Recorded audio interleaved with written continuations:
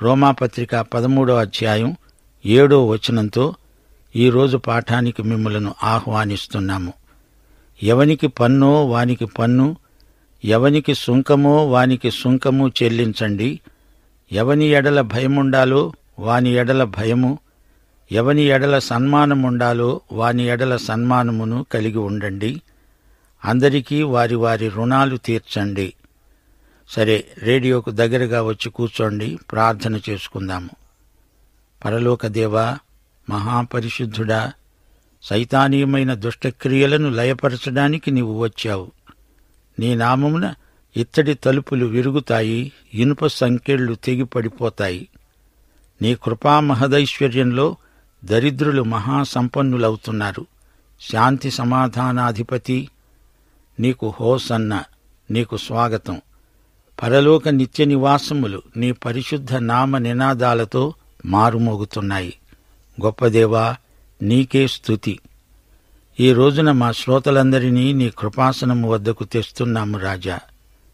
వారిని, వారి కుటుంబాలను వ్యక్తిగతంగా దీవించి మహిమ పొందండి. మా జీవితాలలో అరుణోదయాన్ని కలిగించినందుకు నీకు మేమెంతో కృతజ్ఞులం. మా శ్రోతల కుటుంబాలను మీ కృపాసనము వద్దకు తెస్తున్నాము. వ్యక్తిగతముగా ప్రతి ఒక్కరిని ఆశీర్వదించి ఆయురారోగ్యములు ప్రసాదించండి. మా దేశ ప్రజలను, ప్రభుత్వమును ఆశీర్వదించండి. నీ బిడ్డలు భూదిగంతాల వరకు నీకు నమ్మకమైన సాక్షులై ఉండాలని వారి పక్షాన విజ్ఞాపన చేస్తున్నాము. సంఘ కాపురులను, సువార్తికులను ఆశీర్వదించి బలపరచండి. క్రియాశీలమైన విశ్వాసమును మీ బిడ్డలకు అనుగ్రహించండి. మా దేశమందు ప్రతి హృదయము యేసు సింహాసనమవ్వాలని, ప్రతి కంఠం నీ పాట కావాలని ప్రార్థిస్తున్నాము. సైతాను బందీలకు విడుదల కలగాలని, సువార్త స్వేచ్ఛగా సర్వత్రా ప్రకటించబడాలని ప్రార్థిస్తున్నాము. యువతీ యువకుల పక్షాన విజ్ఞాపన చేస్తున్నాము.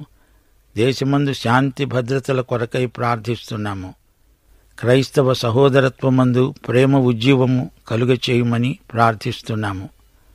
ప్రసంగ వేదికలలో ఉజ్జీవము దయచేయండి. క్రైస్తవ రచయితలను, గాయనీ గాయకులను ఆశీర్వదించండి. వారి జీవితాలలోకి ఉజ్జీవం రావాలని ప్రార్థన చేస్తున్నాము. నేటి వాక్యాశీర్వాదములు మాకందరికీ మెండుగా లభించున్నట్లు మమ్ములను ఆశీర్వదించండి. నేటి వాక్య అధ్యయనమందు మాకు మరిన్ని నూతన అనుభవాలు దయచేయమని యేసుక్రీస్తు వారి శుభనామమున ప్రార్థిస్తున్నాము తండ్రి. ఆమేన్. ప్రియ శ్రోతలు, ఈ రోజున మనం హెబ్రీ పత్రిక 3వ అధ్యాయం 13 నుండి 19వ వచనం వరకు పాఠం చెప్పుకోబోతున్నాము. వినండి. నేడు మీరాయన శబ్దమును వినిన ఎడల కోపము పుట్టించినప్పటివలే మీ హృదయములను కఠినపరుచుకొనకండి అని ఆయన చెప్పాడు గనుక, పాపము వల్ల కలిగే భ్రమచేత మీలో ఎవడూ కఠినపరచబడకుండునట్లు నేడు అనబడే సమయము ఉండగానే ప్రతిదినము ఒకనికొకడు బుద్ధి చెప్పుకోండి. ఏలయనగా మొదటి నుండి మనకున్న దృఢ విశ్వాసము అంతము మట్టుకు గట్టిగా చేపట్టిన ఎడలనే క్రీస్తులో పాలివారమై ఉంటాము. ఒకరికొకరము బుద్ధి చెప్పుకోవాలి. పరస్పరం ఒకరినొకరు ప్రోత్సహించుకోవాలి. పాపం వల్ల కలిగే భ్రమచేత మీలో ఎవ్వరూ కఠినపరచబడకూడదు. ప్రాతిపదికంగా ఇది విశ్వాసులకు ముఖ్య హెచ్చరిక. పాప భ్రమచేత విశ్వాసులు తమ ఆశీర్వాదాలన్నీ పోగొట్టుకుంటారు. రక్షణ లేని ఇతరులకు కూడా ఈ హెచ్చరిక వర్తిస్తుంది. హృదయ అవిశ్వాసము చేత మానవుడు తన రక్షణను కోల్పోతున్నాడు. అవిశ్వాసం మానసికం కాదు, అది హృదయ సంబంధమైనది. విశ్వాసం హృదయ సంబంధమైన వైఖరి తీర్మానం. నీవు హృదయమందు విశ్వసించిన ఎడల రక్షించబడతావు. పాపం హృదయంలో దాగి ఉన్నంతకాలం ప్రభువునందు విశ్వాసం కలగదు.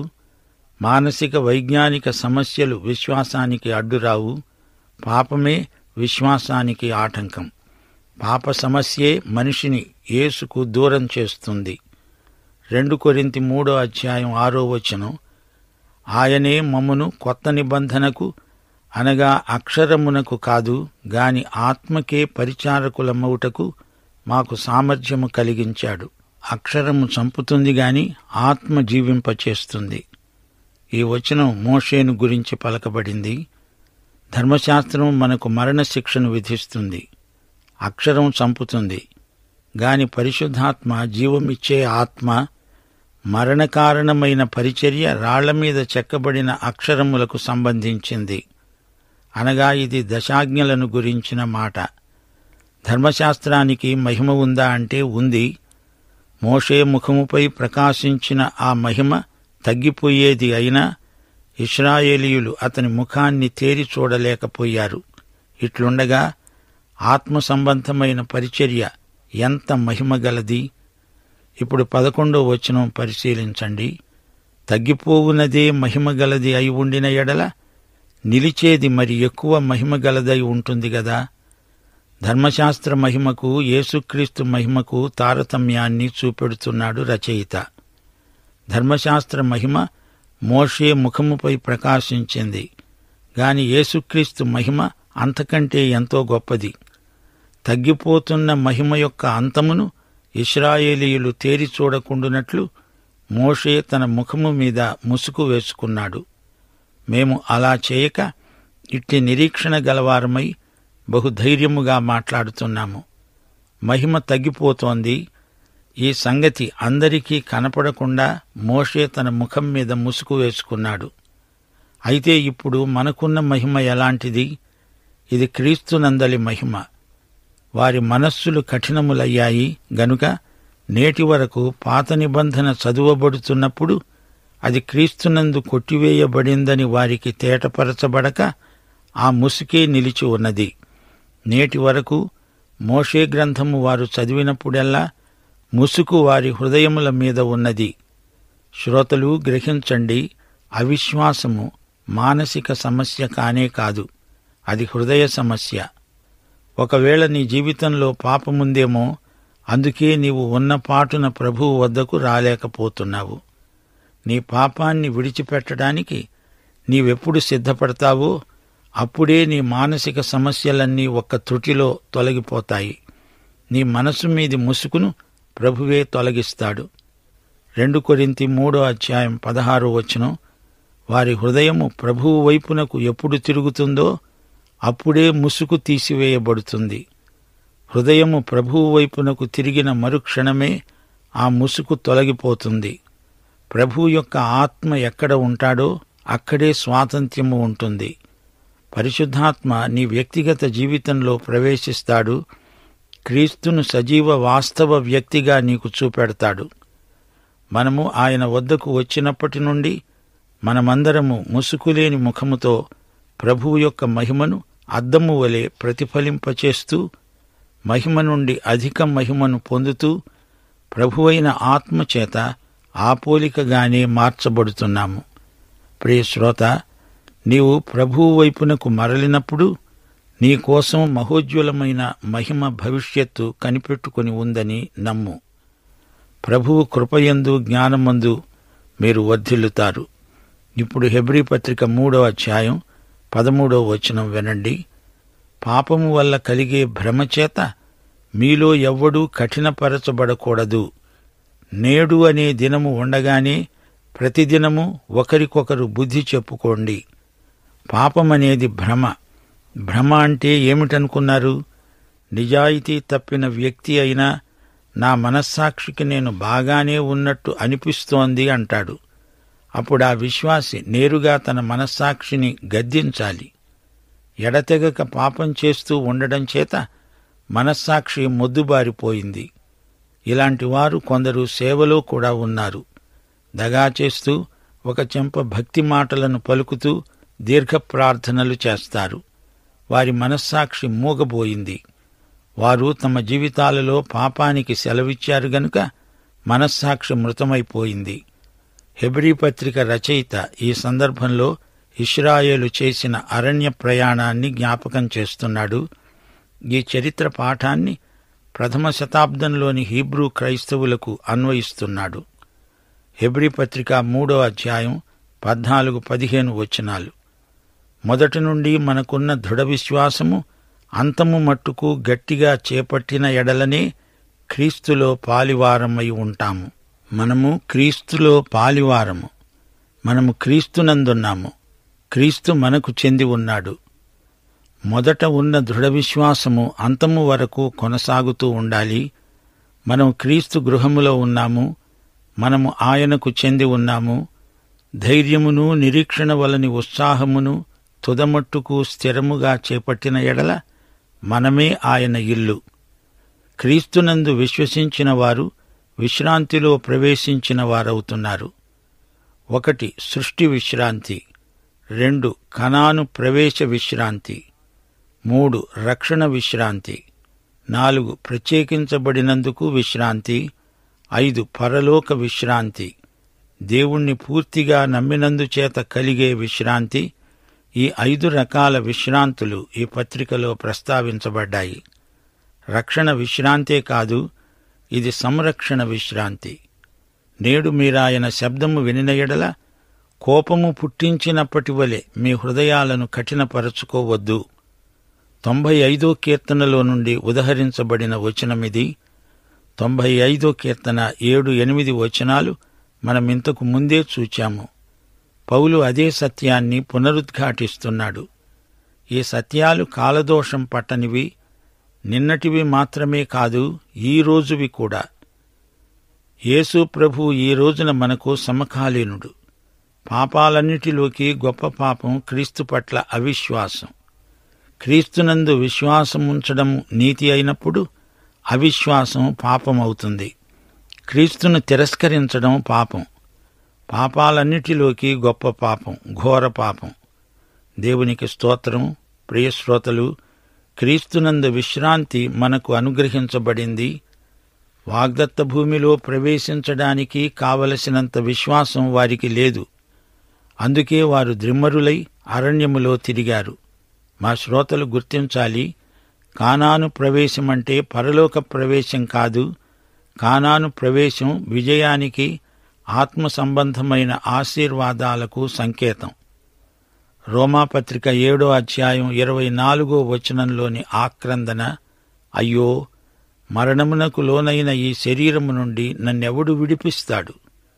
ఈ కేక శరీరానుసారి అయిన క్రైస్తవుని కేక. విశ్వాసే గాని అల్ప విశ్వాసి, శరీరానుసారమైన మనస్సు గలిగి దేవునితో పోరాడి ఓడిపోయాడు, విశ్వాసహీనుడు. హెబ్రీ పత్రిక 3వ అధ్యాయం 16వ వచనం, విని కోపము పుట్టించిన వారెవరు? మోషే చేత నడిపించబడి ఈజిప్టులో నుండి బయలుదేరి వచ్చిన వారందరే గదా. వారు విన్నారు కాని నమ్మలేదు. అందుచేత దేవునికి వారి మీద కోపం వచ్చింది. ఈజిప్టు నుండి రాగలిగినంత విశ్వాసముంది గాని వాగ్దత్త భూమిలో ప్రవేశించగలిగినంత విశ్వాసం మటుకు వారికి లేదు. 17వ వచనం, ఎవరి మీద 40 ఏండ్లు ఆయన కోపగించాడు? పాపము చేసిన వారి మీదనే గదా. వారి శవాలు అరణ్యములో రాలిపోయాయి. దేవుని వాక్యాన్ని అనుమానించడం ఎంత ఘోర పాపమో చూచారా? ఈ పాపములో నుండే మిగతా పాపాలన్నీ పుట్టుక వస్తాయి. అరణ్యములో తిరుగాడడమే కాదు, వారు బంగారు లేగదూడను చేశారు. అది వ్యభిచారానికి నడిపించింది. దేవుణ్ణి కాదనేటంతవరకు తెచ్చింది. తిరిగి ఈజిప్టుకు వెళ్లిపోతామంటూ తిరుగుబాటు చేసేంతవరకు వచ్చింది. విశ్వాసపథంలో నడిచి వాగ్దత్త భూమికి వెళ్లడం కంటే ఈజిప్టు దాస్యమే నయమనిపించింది వారికి. శ్రోతలు గమనించండి, ఎందరో క్రైస్తవులు ఈ రోజున లోకంతో ఒకటైపోతున్నారు. క్రీస్తునందు సంపూర్ణ విశ్వాసముంచి ఆయన అడుగుజాడల్లో నడవటమంటే చాలామందికి అర్థం కావటం లేదు. ఎవరి మీద 40 ఏండ్లు యెహోవా కోపగించాడు? ఈజిప్టు నుండి వచ్చిన ఈ అవిధేయుల మీద, విశ్వాసహీనుల మీద ఆయన కోపగించాడు. వారు అవిశ్వాసమనే పాపం, అవిధేయత అనే పాపం చేశారు. అంత పెద్ద గుంపులో విశ్వాసము గలిగిన వ్యక్తులు ఇద్దరు, కాలేబు, యెహోషువ. ఆ తరంలో ఈ ఇద్దరే మిగిలారు. వారిద్దరే వాగ్దత్త భూమిలో అడుగుపెట్టారు. మోషే కూడా వాగ్దత్త భూమిలో ప్రవేశించలేకపోయాడు. అయితే మోషే సమస్య వేరు అనుకోండి. రాతితో మాట్లాడు అంటే రాతిని కొట్టి తప్పు చేశాడు. దానికి ఫలితంగా కనానును దూరం నుంచి చూచాడే గాని అందులో ప్రవేశించలేకపోయాడు. 18వ వచనం, తన విశ్రాంతిలో ప్రవేశింపరని ఎవరిని గూర్చి ప్రమాణం చేశాడు? అవిధేయులైన వారిని గూర్చే కదా. కనానులోకి వీరు ప్రవేశించరు అన్నప్పుడు ఇది పరలోకానికి సంకేతం కాదు. కనాను విశ్రాంతి ఇది, ప్రవేశ విశ్రాంతి. వారి అవిశ్వాసం చేత వారు కనాను దేశములో తిరగరు, అక్కడి పంట తినరు, అక్కడి ఆశీర్వాదాలను అనుభవించరు. ఈ విషయం దేవుడు ఖండితంగా ప్రమాణం చేసి మరీ చెప్పాడు. ఆయన దేవుడు, ఆయన ప్రమాణం చేయాల్సిన పనేమీ లేదు. అయినా ఆయన ప్రమాణం చేశాడంటే ఇది ఎంత తీవ్రమైన వ్యవహారమో చూడండి. ఇంతకు ఇక్కడ దేవుడు ఎవరిని గురించి మాట్లాడుతున్నాడు? తన యందు విశ్వాసముంచని అవిధేయులను గురించి. వారు లేగదూడను పూజించారా? వ్యభిచరించారా? అది కాదు. వారి అవిధేయత, అవిశ్వాసము రెండూ ఏకమై వారిని నాశనం చేసి విడిచాయి. అవిశ్వాసం వల్ల ఆశీర్వాదాలు పోతాయి. ఆ తరువాత అనేక పాపాలకు అది దారితీస్తుంది.